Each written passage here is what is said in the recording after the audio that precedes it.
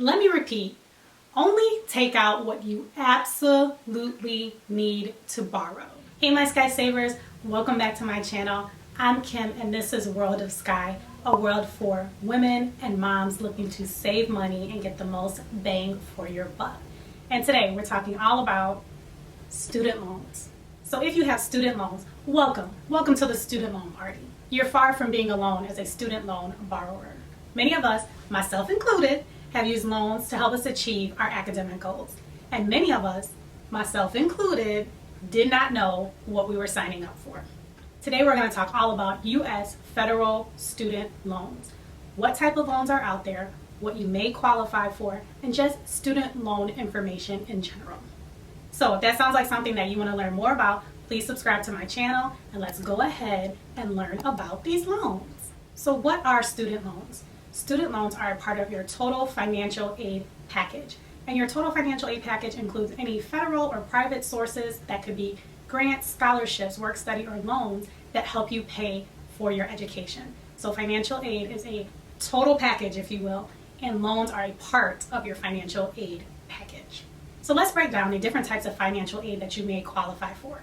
And this can be from a federal level, a state level, can be private sources, or it can also be from your school directly. The first type of financial aid is grants, and grants are free money that typically don't have to be repaid. Keep in mind there are some cases if you leave school or if you drop enroll the qualification levels that you will need to repay that, but in general, grants do not have to be repaid. The second type of financial aid is scholarships. These also do not have to be repaid. Scholarships often come from different private or nonprofit organizations, and they are based on your merit, talent, academic status, a plethora of qualifications. The amount of scholarships that you can receive can vary, and you can receive an unlimited source of scholarships based on your school's cost of attendance. The next type of financial aid is work study. Work study is a federal program that allows you to work part-time while you're in school, and you can use the money you earn to pay for school. The next type of financial aid is military aid. So this is for individuals who are in the military or veterans and also their qualifying family members. And the last type of financial aid is loans, and that is what we'll be discussing today. Loans are a type of financial aid that is borrowed and it must be repaid. I repeat that, it must be repaid with interest. That's the catch. It has to be repaid with interest. So loans can be federal, they can be private, so they can be from a private credit union or bank. It can be from a different organization. You can receive loans directly from your school. The gist of it is that loans are not free money and they need to be repaid to your lender with interest. So there are two types of student loans. You have your federal student loans and you have your private student loans. Let's talk a little bit about the difference between the two. Federal student loans are funded by the government and they typically have better benefits than your private student loans. So you have a fixed interest rate, you have the same interest rate for everyone, and also better repayment terms, and these loans do not require a credit check. Private loans, on the other hand, are from a private lender, so a bank, a credit union. They can determine whatever qualifications they like for you to qualify to receive the loan from them. There usually is a credit check associated with private student loans, as well as they set their own repayment terms. So you would have to check with the lender to see what your repayment terms are, but they oftentimes are not better than the federal student loans, as well as the interest rates are typically quite a bit higher than your federal student loans. So you will want to exhaust your federal student loan options first before you even start looking into private loans. Again, exhaust your federal student options first. If you've used everything and received everything that you can receive federally, then that is the time that you would look into private student loans if you needed additional funding. So now let's talk about the federal student loan options and the difference between them. First, you have your direct subsidized loans, also known as sub. So you may hear other people refer to it as your sub loan throughout this video. That's how I refer to it.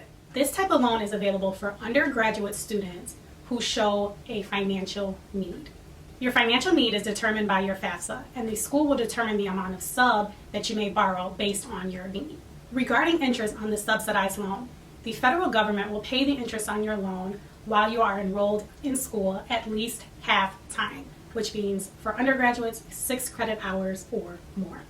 They will also pay the interest on the loan while you are in your 6-month grace period, and they will also pay the interest on the loan for any time that your loan is in a deferment period. And a deferment is simply a break that you are taking from making payments on your loans that has been agreed upon between you and your lender. So that is what a direct subsidized loan is.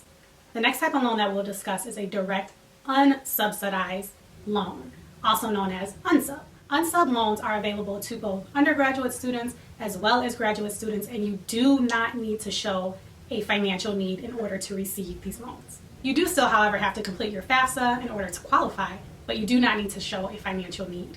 So because of this, majority of students do qualify for the direct unsub loan. Your school will, however, determine how much you can borrow of unsub based on your cost of attendance as well as any other financial aid that you are receiving. Regarding interest on the unsub loan, you are responsible for the interest during all periods of an unsubsidized loan. So that means whether you are in school, in your grace period, in deferment, and forbearance, no matter what the status of your loan is, you are responsible for all of the interest on your unsub loan. So if you qualify for subsidized, you want to exhaust all of your subsidized loan first and then use your unsub. If you do not need the unsubsidized loan, do not take the unsubsidized loan. Only take what you need. Let's talk about the loan limits for sub and unsub. So there are limits to the amount of sub, if you qualify, as well as unsub that you can borrow within an academic year, as well as in your entire schooling life, and that is called your aggregate loan limit. There are two factors in determining the loan limits. The first thing is, what year in school are you? Your year in school is determined by the completed amount of credit hours that you have. As you progress through school, the amount of sub and unsub that you qualify for will increase. The second thing is whether you're an independent student or a dependent student. In order to qualify as an independent student, you must meet one of these following qualifications: 24 years or older, married, a graduate or professional student, a veteran, a member of the armed forces, an orphan, a ward of the court, someone with legal dependents other than a spouse, an emancipated minor, or someone who is homeless or at risk of being homeless. If you meet one of those qualifications, you would be considered an independent student. A dependent student is anyone who does not meet the qualifications that we just listed. So dependency status is not determined by taxes, how you or maybe your parents file your taxes. That is not how it's determined for federal student aid. It is determined by those qualifications that we just discussed. You're either an independent student or a dependent student based on meeting or not meeting one of those categories that we just discussed. If you are categorized as a dependent student based on the criteria, you will need to use your parents' information on your FAFSA in order to qualify for federal student aid. As I mentioned before, you have an aggregate loan limit on the amount of sub and unsub that you can receive in your entire schooling lifetime. For dependent students, the current max is $31,000. $23,000 of that being sub loan and $8,000 of that being unsub. For independent students and also dependent students whose parents do not qualify for the Parent Plus loan, the current max is $57,500, $23,000 of that being sub, and $34,500 of that being unsub. For graduate or professional students, the current maximum is $138,500. Of that, $65,500 can be sub, and the other $73,000 would be unsub. Keep in mind for the aggregate loan limits for graduate and professional students, that also does include any federal loans that you had as an undergraduate. So you'll want to keep that in mind when you're mapping out how much loan eligibility you have left. So if you reach the max loan limits, you will not be able to borrow any more federal student aid. The only way that you would be able to start borrowing again is if you paid down some of your loan. You would then be able to borrow again back up to that maximum amount. And if you are enrolled in a graduate or professional health profession program, you may qualify to receive additional funding, so you want to check with your financial aid office and find out what additional options are available for those students. The interest rates for sub and unsub are fixed interest rates, so that does mean that the interest rate will remain the same for the life of your loan. Now let's talk about direct plus loans. These are loans that are available to parents of dependent students as well as graduate or professional students. For parents, this loan is often referred to as the Parent Plus loan, and for graduate or professional students, it's often referred to as the Grad Plus loan. To qualify for either of these plus loans, a credit check will be performed and you must have a positive credit history to qualify for it. If you have an adverse credit history, you may still be able to qualify for if you meet additional qualifications, so they will reach out to you and let you know what qualifications that you need to meet in order to actually receive the plus loan. For dependent students whose parents do not qualify for the Parent Plus loan, you may be able to receive additional unsub funding. So parents, please do keep this in mind. If you don't qualify for the Parent Plus loan and your student still needs additional funding, they may be able to qualify for additional unsubsidized loans to help them cover the cost. The last type of federal student loan that we'll talk about is a direct consolidation loan. So if you have several federal student loans, you can consolidate them all into one loan with a fixed interest rate based on the average interest rates of each loan being consolidated. You can do a consolidation at no cost to you, so it's free. And the purpose of consolidating your loans would just be to simplify your repayment. So instead of having, 5 different loans that you need to pay, it will consolidate those 5 loans into one loan and you would make one monthly payment. Now let's talk about some additional information regarding federal loans. Regardless of what type of federal loan you receive, the first time that you will borrow, you will need to do 2 things. The first thing is you must complete entrance counseling. Entrance counseling is so that you understand that this is a loan and that it does have to be repaid.